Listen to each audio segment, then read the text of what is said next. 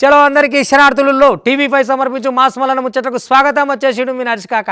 ఇక అరుచుకుందాం రారు లాయాల్టి మోక. ఇక పటేల్ పటవారి నా దిక్కుంటే ఎట్టెట్ట కొడతావో కొట్టురా మొగడా అని అసలు రాజవంతో దిక్కుంటే మీ బీఆర్ఎస్లోని మేమేం చేస్తాం, ఈ కారులతో బేకారు ముచ్చటే ఉన్నదని ఇక కార్పొరేటర్లు అంతా మూట కట్టుకొని కాంగ్రెస్లో దుంకుతాం. పొన్నం ప్రభాకర్ ఇట్లాంటి చాలు మేము అట్లా పోతామని చూస్తున్నట్ట, కానీ ఆయన ఇంకెట్లా ఎప్పుడు అంటాడా అని కరీంనగర్ అంతా కమరు వాసనే వస్తున్నది. కాంగ్రెస్లోకి పోతారట కారోళ్ళు ఉండరట కార్పొరేటర్లు అని. మరి పోయిన వాళ్ళకి ఎరక రప్పించుకుంటే వాళ్ళకి ఎరక అందులో మాత్రం ఉందో జనాలకి ఎవరికాయా. ఇక ఇటుంటే ఇటే గాలి, అటుంటే అటే గాలి వచ్చినప్పుడే తూర్పాల పట్టుకోవాలంటారు కదా, అగో గదే చేస్తున్నట్టు వాళ్ళు. ఆగో కరీంనగరంలో గులాబీ పార్టీకి గట్టి షాకే తలిగేటట్టు కొడుతున్నది కదా. ఇక కారుతోటి ఏం లేదు, అంత అటే ఉన్నది, ఇక ఈడేమున్నదని చెప్పి అనుకున్నారో ఏమో. మొత్తానికైతే బీఆర్ఎస్ కు చెందిన కార్పొరేటర్లు కాంగ్రెస్ లో ఏరేతందుకు రెడీ అయ్యిండ్రు. 9 మంది బీఆర్ఎస్ కార్పొరేటర్లు ఇక రహస్యంగా సమావేశం అవ్వడు ఇప్పుడు హాట్ టాపిక్ గా మారిందిలా. ఇక కాంగ్రెస్ గూటికి పోయేతందుకు ఇప్పటికే డిసైడ్ అయిన కార్పొరేటర్లు మంత్రి పొన్నం ప్రభాకరు హా అంటే చాలు ఇక అందులోకి పోయేతందుకు ఎదురు చూస్తున్నారు మొత్తం మీద. దీంతో అప్రమత్తమైన మేయర్ సునీల్ రావు రంగంలకు దిగిండు. ఏంది కథ ఇట్లయితే నడవదని చెప్పి ఇక గెట్ టుగెదర్ కు ఏర్పాటు చేసినట్టు సమాచారం వినబడుతున్నదిలా. ఇక కావాలంటే మీరే ఇనుండ్రి ముచ్చట. కరీంనగర్ నగరపాలక సంస్థలు బీఆర్ఎస్ కు షాక్ ఇచ్చేందుకు పలువురు కార్పొరేటర్లు సిద్ధమయ్యారు. అయితే ఇప్పటికే 9 మంది కార్పొరేటర్లు కాంగ్రెస్లో చేరేందుకు సన్నాహాలు చేస్తున్నారు. అయితే వారిని కాపాడుకునేందుకు ఇప్పటికే మేయర్ సునీల్ రావు కూడా వారిని మచ్చిక చేసుకునేందుకు మంతనాలు కూడా జరపడం జరుగుతుంది. బీఆర్ఎస్ చెందిన 44 మంది కార్పొరేటర్లలో ఇప్పటికే ఒక కార్పొరేటరు బీఆర్ఎస్కు రాజీనామా చేయడం జరిగింది. ఆయన త్వరలో కాంగ్రెస్లో చేరతానని చెప్పారు. అయితే అతనితో పాటు ప్రస్తుతం 9 మంది కార్పొరేటర్లు కూడా కాంగ్రెస్లో చేరేందుకు సిద్ధం కావడం జరిగింది. ఆ 9 మందికి తోడు మరికొందరు కూడా చేరేందుకు సిద్ధమవుతున్నారు. ఇప్పటికే 3 అధికార పార్టీకి చెందిన కార్పొరేటర్లతో పాటు ఓ కార్పొరేటర్ భర్త, మరొక మాజీ కార్పొరేటర్ పైన కూడా ఇప్పటికే ఫిర్యాదులు పోలీసులకు వెల్లువెత్తడం జరిగింది. అది చూసిర్రు కదా గదన్నట్టు. మొత్తానికైతే కరీంనగరము నగర పాలక సంస్థల ఈటు ఊటిస్తున్నట్టే కొడుతున్నది తాజా రాజకీయ ముచ్చట. ఏదో మరి చూడాలా. ఇక అందులోకి పోయేతందుకైతే దుంకితందుకు బాగానే ఎదురు చూస్తున్నట్లు కొడుతున్నారు మొత్తం మీద డిసైడ్ అయిన కార్పొరేటర్లు. ఇక ఇట్లున్నది కథ అంతా మొత్తం మీద.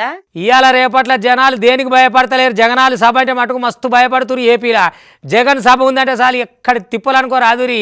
ఇక ఆయనకు జనమేమో రారాయే. వీళ్ళు బలవంతంగా బస్సులు పెట్టి అంగన్వాడోళ్ళని వాళ్ళని వీళ్ళని ఈ వాలంటీర్లను పెట్టి మందిని నూకిస్తారు కదా స్కూల్ పోరగాళ్ళ దగ్గర నుంచి. ఇక ఎండ లేదు వాన లేదు, పోయిన వాళ్ళు అట్నే కుర్చీని ఎత్తులేసుకొని కూర్చోవాలి, కింద కాదు. అవో అట్లుంటుంది మీటింగులు.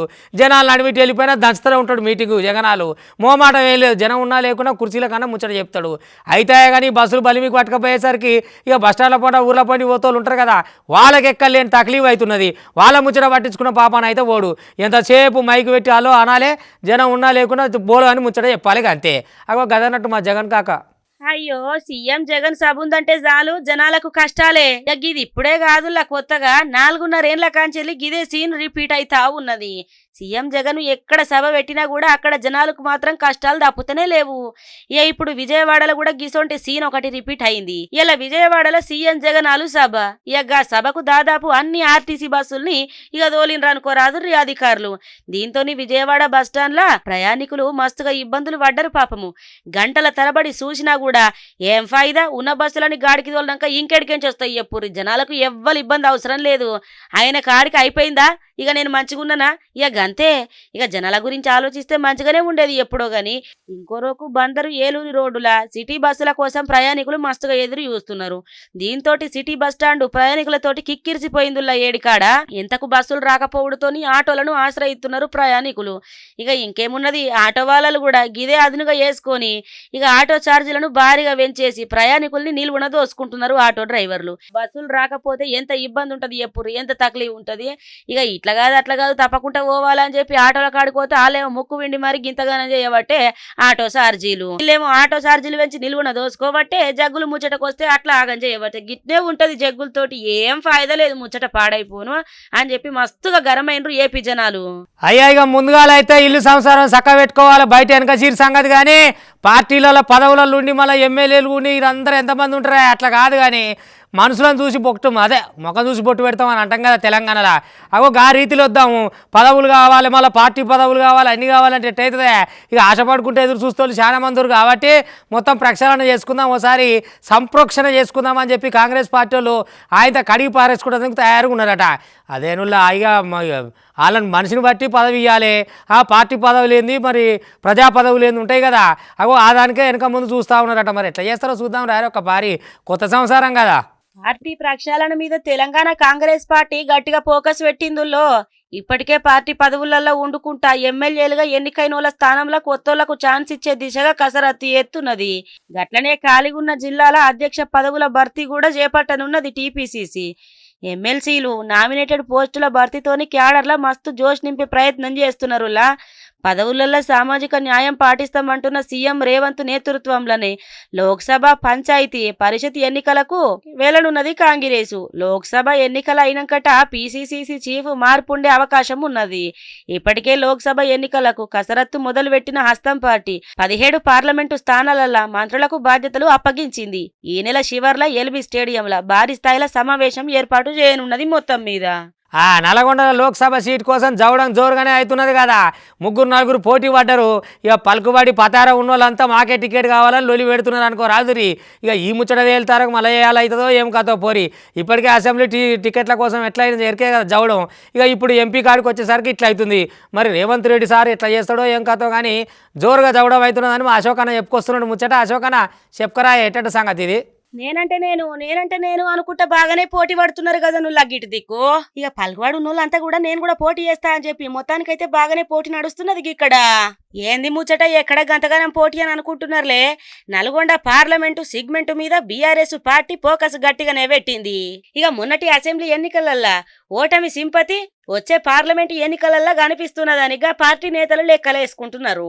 బీఆర్ఎస్ పార్టీ వచ్చే పార్లమెంట్ ఎన్నికలను సీరియస్గా తీసుకుంది. ఈసారి ఎలాగైనా పార్లమెంట్ ఎన్నికల్లో మొత్తం తెలంగాణలోని 17 సీట్లలో కనీసం 10 నుంచి 12 సీట్లు గెలుపొంది పార్లమెంట్లో ప్రాతినిధ్యం వహించాలి. అదేవిధంగా తెలంగాణలో పోయిన పరువుని పార్లమెంట్ సీట్లో గెలిచి దక్కించుకోవాలనే గట్టి పట్టుదలతో ఉంది. ఈ నేపథ్యంలోనే గులాబీ బాస్ కేసీఆర్ అనారోగ్యం కారణంగా సొంతింటికే పరిమితమైన నేపథ్యంలో నల్గొండ కాంగ్రెస్ పార్టీ అభ్యర్థులు గెలుస్తూ వస్తున్నారు. ఎగరేయాలని కూడా బీఆర్ఎస్ నాయకత్వం భావిస్తున్న నేపథ్యంలో బలమైన అభ్యర్థిని రంగంలో దింపాలని చూస్తున్నారు. నల్గొండ పార్లమెంటు సీటు లక్ష్యంగా తెలంగాణ శాసన మండలి చైర్మన్ ఇక గుత్త సుఖేందర్ రెడ్డి, ఇకైన కొడుకు గుత్త అమిత్ రెడ్డి, హుజూర్ నగర్ మాజీ ఎమ్మెల్యే శానంపూడి సైదిరెడ్డి, మాజీ ఎమ్మెల్సీ తేర చిన్నప్పరెడ్డితో పాటు ఎంపీ సీటు నాకే కావాలా అని చెప్పి బీఆర్ఎస్ పార్టీ రాష్ట్ర కార్యదర్శి తాడ కిషన్ రెడ్డి గ్రౌండ్ వర్క్ చేసుకుంటున్నారట. ఇక నల్గొండ పార్లమెంటు సీటు కోసము 4 నాయకులు నువ్వా నేనని చెప్పి మా తీరుగానే అనుకొస్తున్నారు. ఇక మీరే చూడు మొత్తం మీద. ఇక 3 పైరాల లెక్క 3 పార్టీలు ఉన్నాయి కదా, కాంగ్రెస్, కమలం, కారు. ఇక ఈ కాషాయం వల్ల కారు వల్ల ఎవరెవరు ఎట్ల సంగతి ఏం పోటీ ఉంటుందని లోక్సభ ఓట్ల కోసం ఎన్నికల కోసం ఎదురు చూస్తున్నారు అనుకో రాజురి.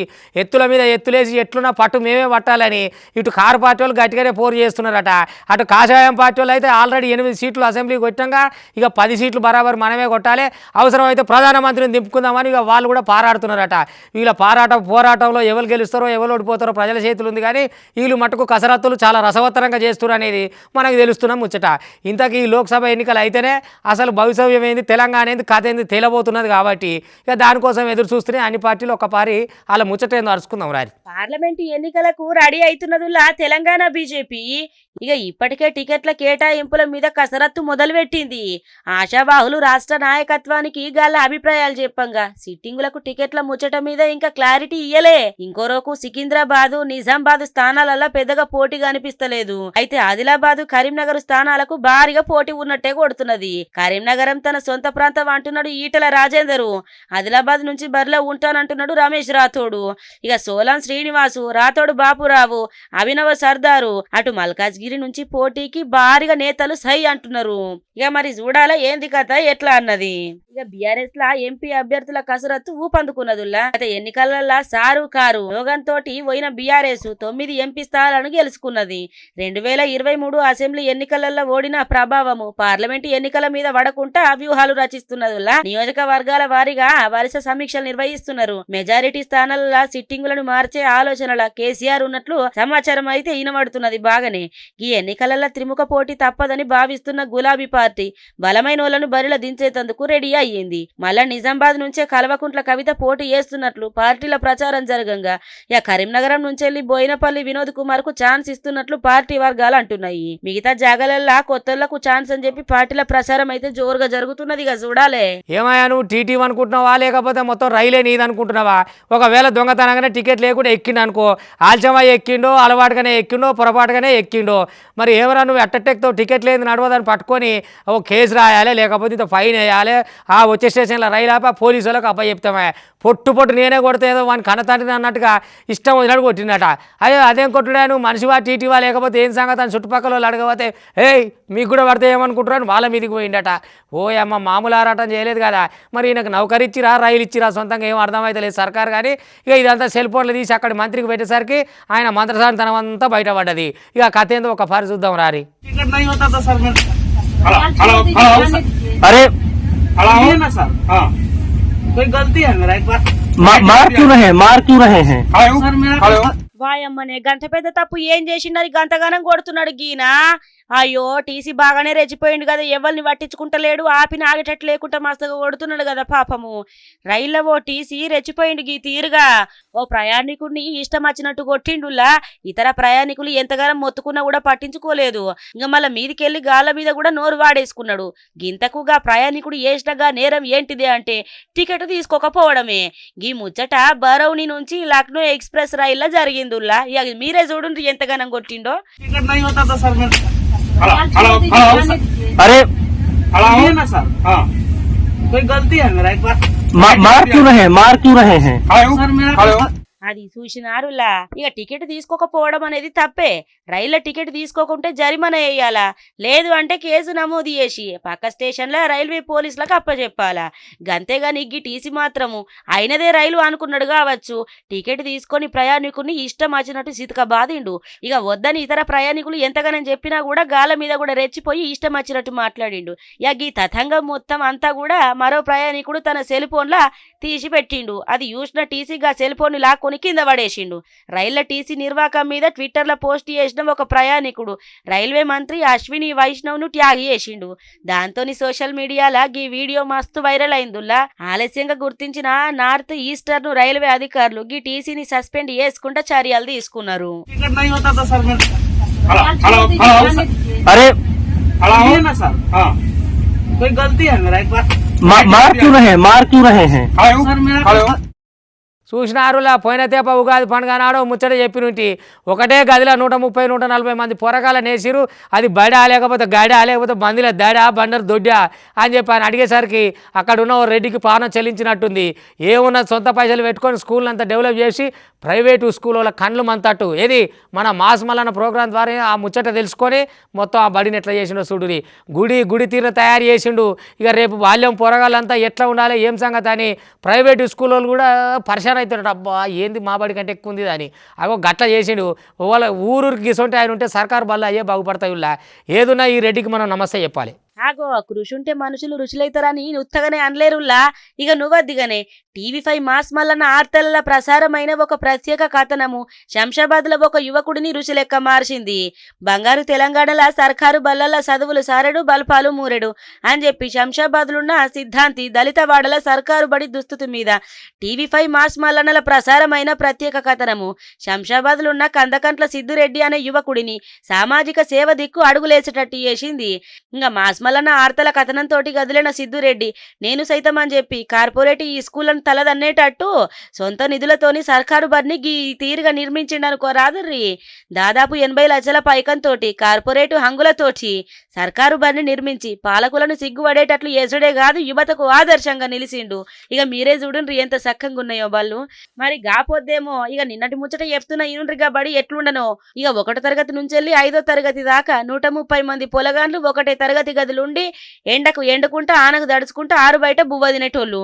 ఇది టోటల్ గా రంగారెడ్డి జిల్లా శంషాబాద్ మున్సిపాలిటీ పరిధిలున్న సిద్ధాంతి దళితవాడలో ఉన్న సర్కారు పాఠశాల దుస్థితి. ఇక రోజు గిదే ఉంటుండే పాపం పొలగాన్లకు.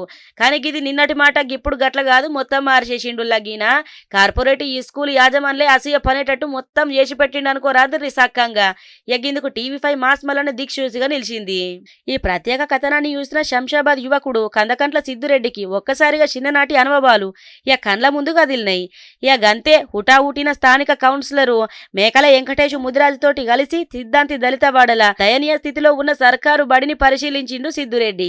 నేను సైతం అని చెప్పి మొత్తానికైతే గీ తీరుగా 80 లక్షల దాకా పైకం పెట్టుకొని ఇక గీ తీరుగా బడిని తీర్చిదిద్దిండుల్లా. ఇక గివ్వులా ఇవాళ టీవీ5 సమర్పించు మాస్మలన్న ముచ్చట్లు చూస్తూనే ఉంటుంది. మళ్ళీ రేపు ఇది వరదాకా మీ టీవీ5 ఇక ఉంటా.